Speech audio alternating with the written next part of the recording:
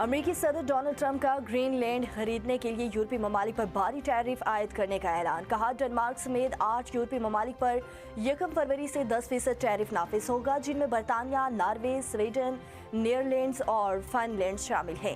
امریکی صدر نے خبردار کیا ہے کہ 1 جون سے یہ ٹیرف بڑھا کر 25% کر دیا جائے گا.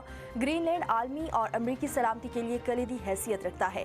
چین اور روس اس خطے پر نظریں جمائے ہوئے ہیں اور اس کا دفاع صرف امریکہ ہی کر سکتا ہے. امریکی صدر کا ایرانی قیادت کو مشورہ. امریکی صدر ڈونلڈ ٹرمپ نے ایکس پر اپنے پیغام میں کہا، آیت اللہ خامنہ ای کو میری طرح ملک چلانا چاہیے. آیت اللہ خامنہ ای ایران کی تباہی کے ذمہ دار ہیں. ایران میں نئی قیادت کی تلاش کا وقت آ گیا ہے. خامنہ ای ایران کو تشدد سے کنٹرول کرتے ہیں. امریکہ ایران پر اپنا غلبہ بحال کرنا چاہتا ہے. حالیہ بغاوت ایک امریکی سازش تھی جس کا مقصد ایران کو نقصان پہنچانا تھا. ایرانی سپریم لیڈر آیت اللہ خامنہ ای نے کہا کہ ایران میں ہونے والی بغاوت میں امریکی صدر ڈونلڈ ٹرمپ خود ملوث تھے. امریکہ ایران کی سائنسی اور تکنیکی ترقی برداشت نہیں کر پا رہا، اسی لیے ملک کے خلاف سازشیں کی جا رہی ہیں.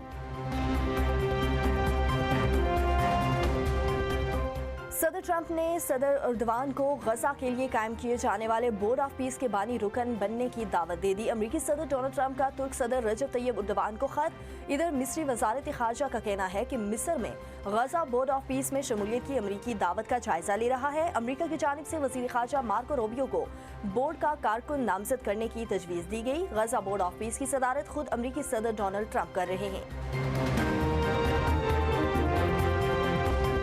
اداروں کے خلاف قرضہ سرائی کسی صورت قابل قبول نہیں. ایوان میں کسی کو بھی پاکستان مخالف تقریر کی اجازت نہیں دوں گا. اسپیکر قومی اسمبلی سردار ایاز صادق کی میڈیا سے گفتگو. کہا، اپوزیشن عوام کی بہتری کے لیے پارلیمنٹ آئے، کسی کو بھی فتنہ فساد پھیلانے کی ہرگز اجازت نہیں. ایاز صادق کا کہنا تھا کہ ہر ملک میں مافیا ہوتے ہیں جو پاکستان میں بھی ہیں. مافیا کے خلاف سب کو مل کر لڑنا ہے. اعلیٰ عدالتوں نے قومی اسمبلی کو پارٹی بنایا ہوا تھا. اسپیکر قومی اسمبلی نے کہا کہ وزیر اعظم سے مشاورت کرتا ہوں، وہ کسی کام سے روکتے نہیں.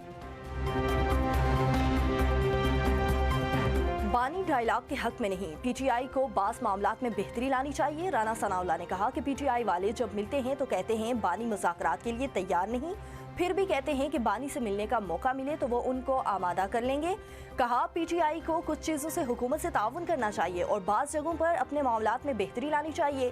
پی ٹی آئی والوں کی تیاریوں سے لگتا ہے کہ وہ 8 فروری کی کال کو واپس نہیں لیں گے، لیکن ان کا احتجاج ناکام ہوگا. چکزئی ہمارے مشکل وقت کے ساتھ ہی ہیں اور اس کے بارے میں نواز شریف اور شہباز شریف کے مثبت خیالات ہیں. ہم اپنا مینڈیٹ کسی صورت چوری نہیں ہونے دیں گے. بانی پی ٹی آئی نے وزیر اعلیٰ خیبر پختونخوا کو اسٹریٹ موومنٹ کی ذمہ داری سونپی ہے. چیئرمین پی ٹی آئی بھرسٹر گوہر نے کہا، بانی پی ٹی آئی کا ایک ہی مقصد ہے کہ عوام کو آزادی دلائی جائے. عوام کو بااختیار ہونا چاہیے. ووٹ جس کو پڑے اقتدار اسی کا حق ہونا چاہیے.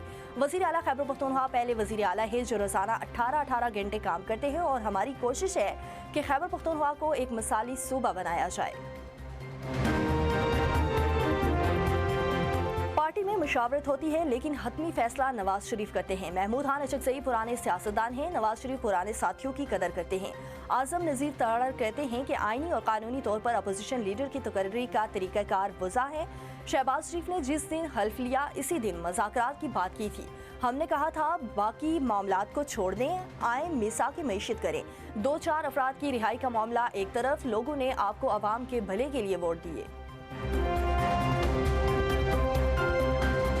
محمود خان اچکزئی کا اپوزیشن لیڈر بننا بانی پی ٹی آئی کا اپنی پارٹی پر عدم اعتماد ہے. سندھ کے صوبائی وزیر اطلاعات شرجیل انعام میمن کہتے ہیں کہ بانی ڈی چوک پر اچکزئی کے خلاف باتیں کیا کرتے تھے. ہم نے وزیر اعلیٰ خیبر پختونخوا کا سندھ کی روایت کے مطابق استقبال کیا.